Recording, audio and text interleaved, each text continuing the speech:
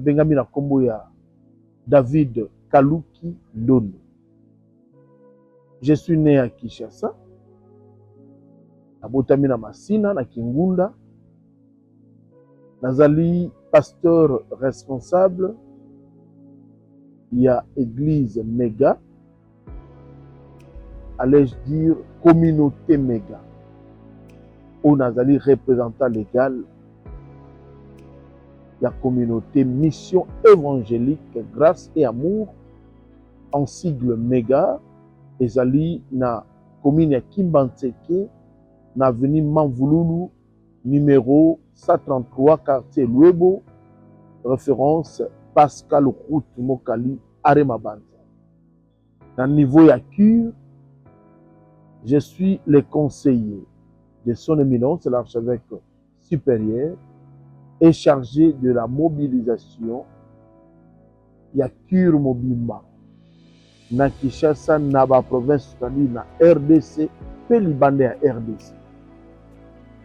Église ezo garder ba valeur na yango na ba oyo ba yebi pe ba respectaka ba principe biblique. Lelo moi kokita eza moi makasi par rapport à ma valeur chrétienne. Lorsque ma valeur est en place de tenir l'église, est en cérémonie locale, ma pasteur politicien, ou bazo qui nous colandaka, ma politicien, il colle à 1000 francs, il colle à 2000, il colle à 5000, il colle à l'oko beaucoup à mouké, oyo ezo qui sa valeur. Il y a l'homme qu'on appelle pasteur. Et lorsque politicien comme Matalikolo est pasteur,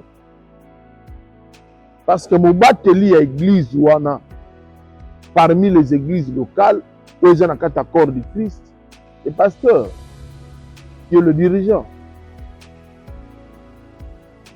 Lorsque politique est commis au-dessus, il y a église. L'église est à la force, valeur chrétienne et révélateur.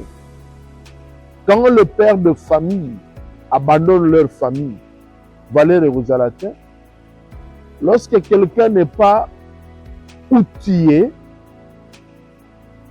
encadré, formé pour notre ministère, valeur église et révélateur.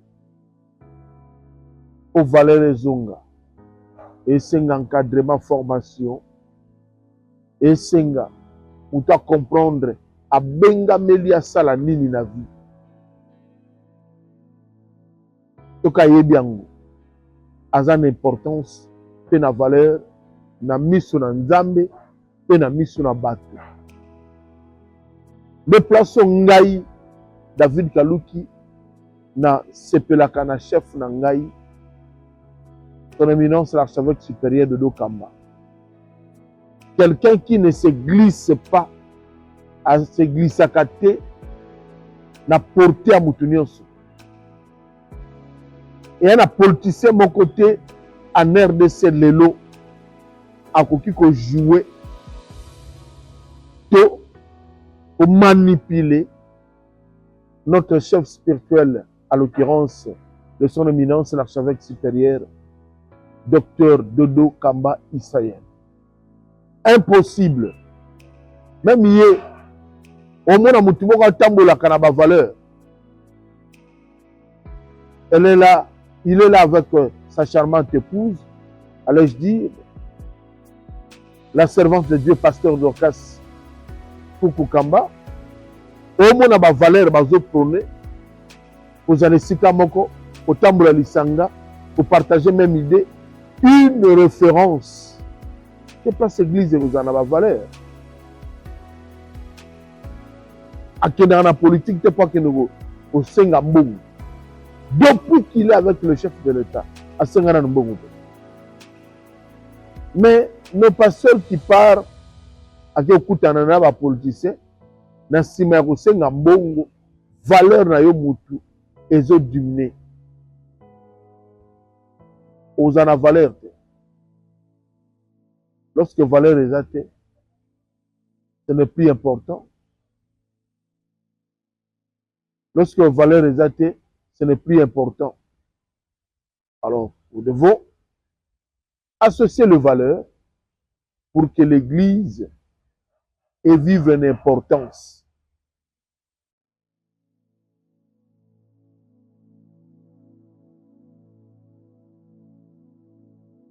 Le pasteur ou bien biso pasteur, tu as un esprit à colober la maramotali rébellion, mais cause te ye bakate. Cause te ye bakate. Cause à rébellion, ezali.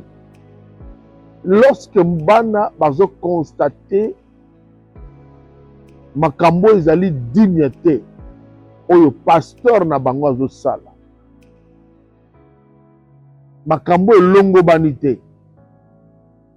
Lorsque ba constater yango,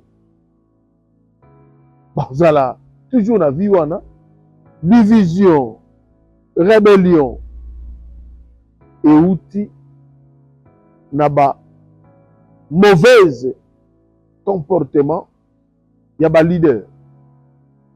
Alors pour que makambo wana ezala te, ba cause ya ba séparation, ba division, ya rébellion, esalema te. Esenga pasteur alakisa bana nzela oyo ekoki oyo ye moko azo pratiquer. Na un exemple moko. Il y a son éminence archevêque supérieur. Papa, kende na communauté mission sacerdoce royal. Il y a salongo te alimete. Ndenge ozokuta tata na bango, ndenge okuta bana. Un pasteur qui est venu dans la réunion, a continué le protocole, agent accueil, de sécurité, il y a sacerdoce, pour nanine, aye moussala, yo réunion, y a aye moussala. Ordre, organisé, sérieux. Et aye moussala, pasteur, ezali, okuta. Ba principe ou evandi otambola pe likolo nango. Lorsque yo moko ozo sabize na bana na yo ya église, ozo bimaka pe na bango lokola basi na yo, bayebi pe ke no yo ofimaka omelaka ozala na bango bosalaka même vie, bayebi yango. Et papa po ba manquer au respect, ba manquer ba papa mosusu. Qu'est-ce qui manque? Tala bien de Kogibiola. Au moins que les églises qui se respectent, bazamingité, surtout dans l'église indépendant et du réveil. Ils ne connaissent pas trop. Mais pas basango pezali. Et ça partout. Et ça partout. Et ça partout. Oh, qui magis partout ezali. Na presque la confession. Mais ce que nous en avons besoin, c'est garder crainte en Nzambe dans kata d'église. La crainte de Dieu. Qui surpasse tout élément, toute chose. Au moins qu'il y a rébellion. Au moins qu'il y ait collaboration étroite et profonde. Une amitié, et je vous dis lorsque vous avez vu que passer à la Oyo, à la Oyo, place de la Rabiso à beaucoup.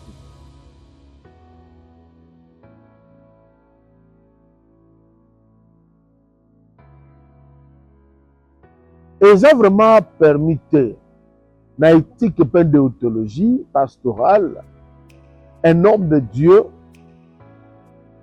à répondre, à critiquer, à diminuer valeur il y a mon ingane pasteur na chair.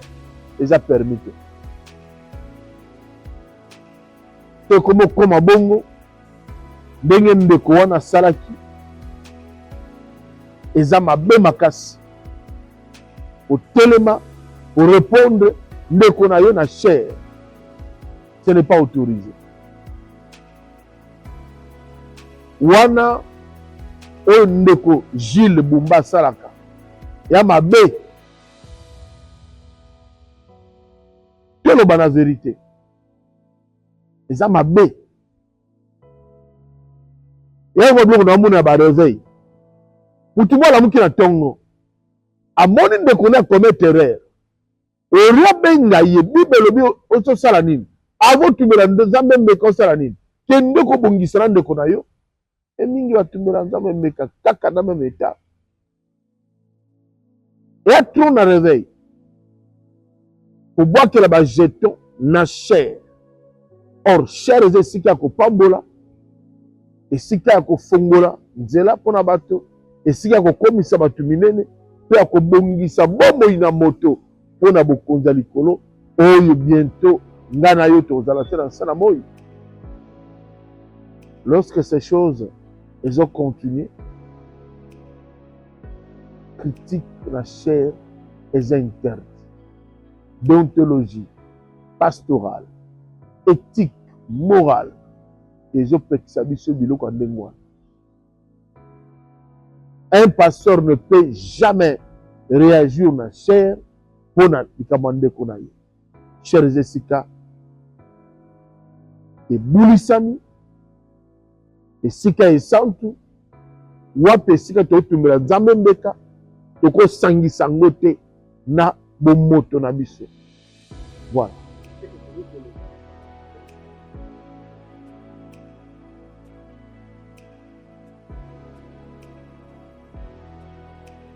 Bon, moto na moto aza na conception na ye, hein?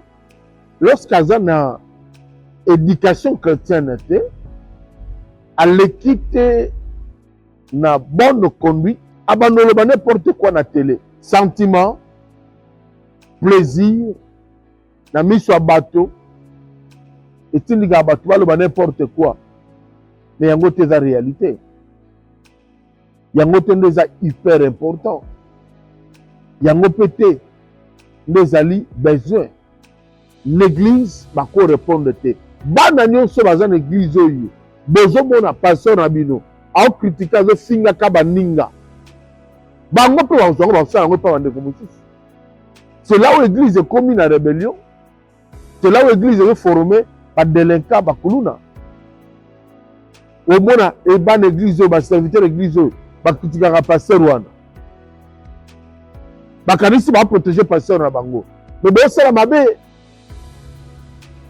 Biloko ndengwana eza litomba te. Eza pe na ntina te. E bana ndengwana bapambola makate. Donc mona batembele basali banebele na l'église. Et ba vivre un changement te. Ba umeli na l'église. Tala ba permanence. Vérifier. E mona batembele ba bonga te pona ni. Ba vanda na ba permanence, ba vanda na l'église.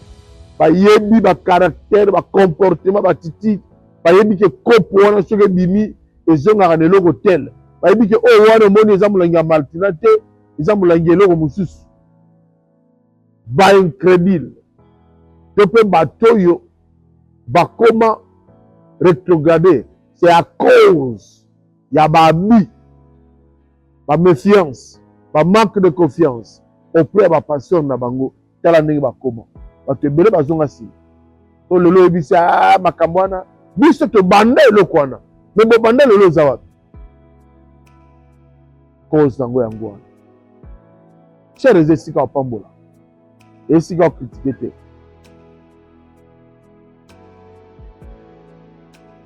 tobengana benga ndeko na osali mabe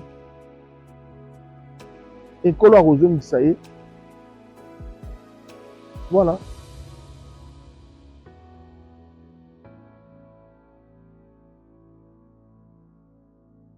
Na ote koloba ke mutu ya mutayibi ndenge abengama koloboka ke Bethlehem elakisi niei ye mutu aza na explication nango nde place oyo sensa nde place oyo censure ekoki kopoursuivre bato ya ndenge oyo le théologien boza wapi bao bayebi Nzambe boza wapi. Quand quelqu'un parle que yeboko aza Nzambe, on sait qu'il y a une Nzambe yaza. Pour Nzambe yaza ebele. Il n'y a qu'un seul Dieu qui est dans le ciel. Mais ce moutou yeboko, oya kokufa pa côté pe na cercueil, apoli na yepe, ami rebele aza Nzambe. C'est qu'il yebi na Nzambe ni aza nango. Ayi ba Nzambe ni aza nango. Quand quelqu'un se dit Dieu, quel Dieu? Dieu souverain? Dieu puissant? Ou quel Dieu? Il se connaît. Bolanda bango te, pe bolanda ye te. Bato ebele bakobima na dernier temps bakoséduire ba Eli. Boyebi version na te. Plusieurs sortiront. Ndeko moko ayemba nzembo. Timetera kitambo zelanga ye ufutumuka. Elingo la kisani. Bana basse quoi. Quand les morts là se ressusciteront, on va ça la nuit.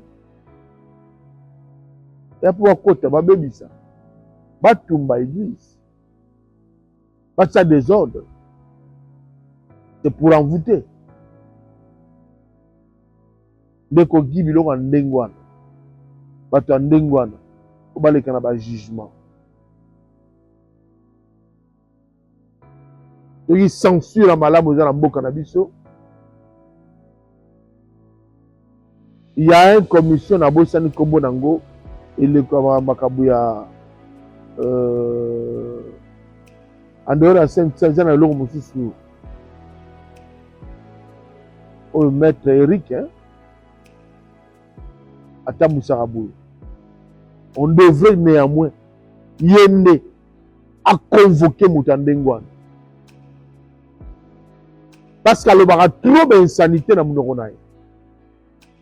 Mais publiquement, devant le fidèle, ozo former batute. Okota nde mbulu nani na kati na bato. Or, ce n'est pas ça. C'est que nous devons faire.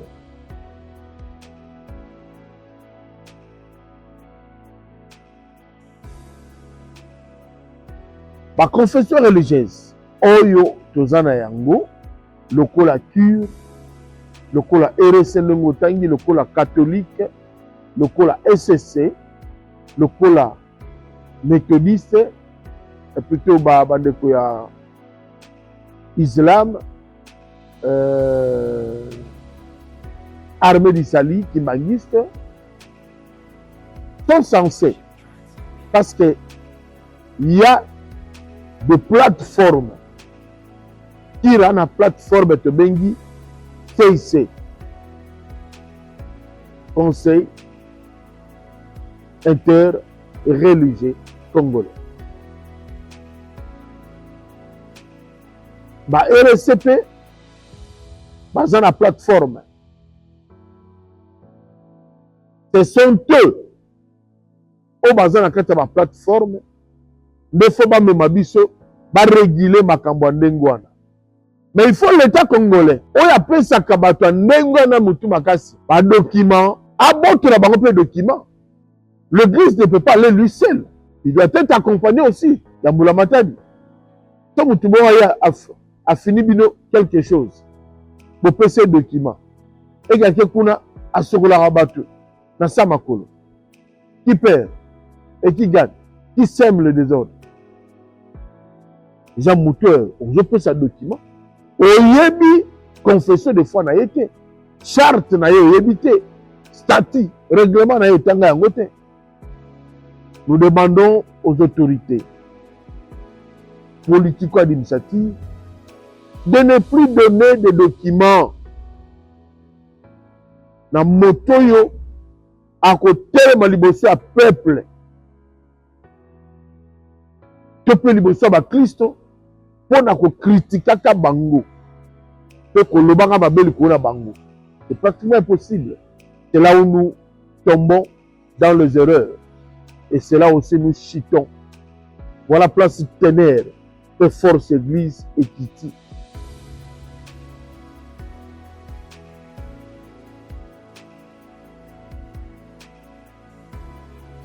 Il se prétend si c'est colonel ou quoi que ce soit, il y a un titre mobile. Mais influence wana. Hein? Mais influence wana. Quelqu'un qui ne respecte pas les autres, ils se disent pasteurs. Mais non, l'État Zakalikolo ya moto. Likola Mibeko. Nous savons que le peuple a nombreux, pas de problème. Mais Mibeko n'est pas un peuple. L'État ou azol na biso. Après sa biso Mibeko. Mais tu le kambo yo lobby. Ngai pe na omekana ko kota contact na autorité na ngai. Pour y pas en interface. On a droit de réguler ma cam. Je veux lui parler. Na yo kamera tsango kate. Na comprendre ngo de tango lobby na ngali ce soir. Pour na mutandengi wana. To sala neni. Na tuna mutuna. Mais nous demandons à l'État congolais, au pouvoir judiciaire, de contrôler, de nous donner une portion, en fait que tout ça dans Makambo. Nous sommes le vérité et réconciliation. Quand les gens ne sont pas dans la vérité, on se réconcilie. Ce qui est hypocrisie est tombé dans le thème de on sent Makambo Bombali. Et là, on boy, hypocrisie. Et là, on boy, Yamakas, hypocrisie. Et tombé.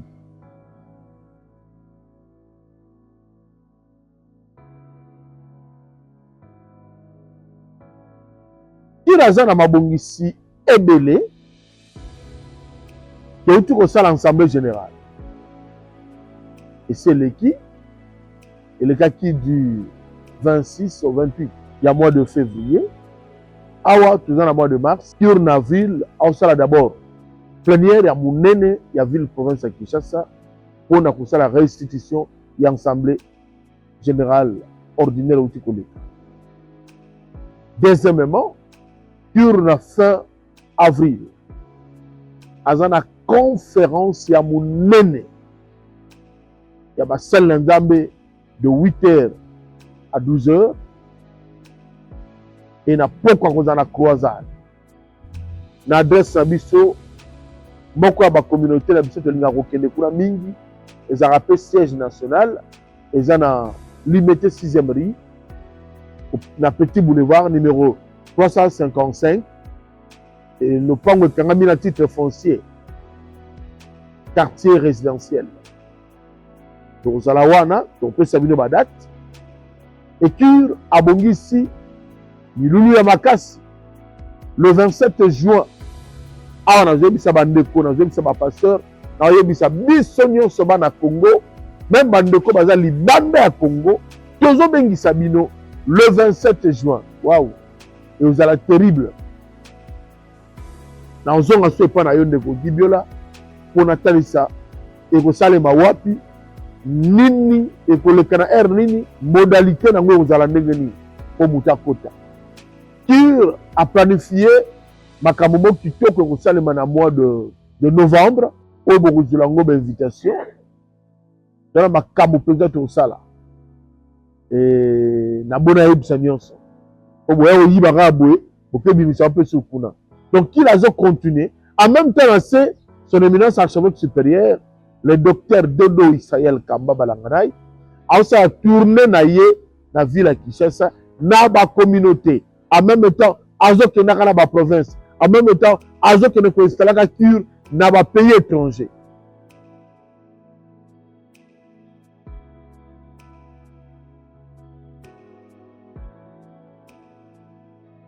na lobi to le ba vérité mosala nzambe lo ba vérité tika mensonge bato belé bana mensonge belé oyo yo zate mais yango zo présenté par la bato kozali qui dit vrai na lobi na bandeko ba oyo ba fingaka bandeko na cher botika qui dit vrai et un moto azo banga nzambe atambola ba principe nzambe ye moto amesani mpe abengami aloba vérité.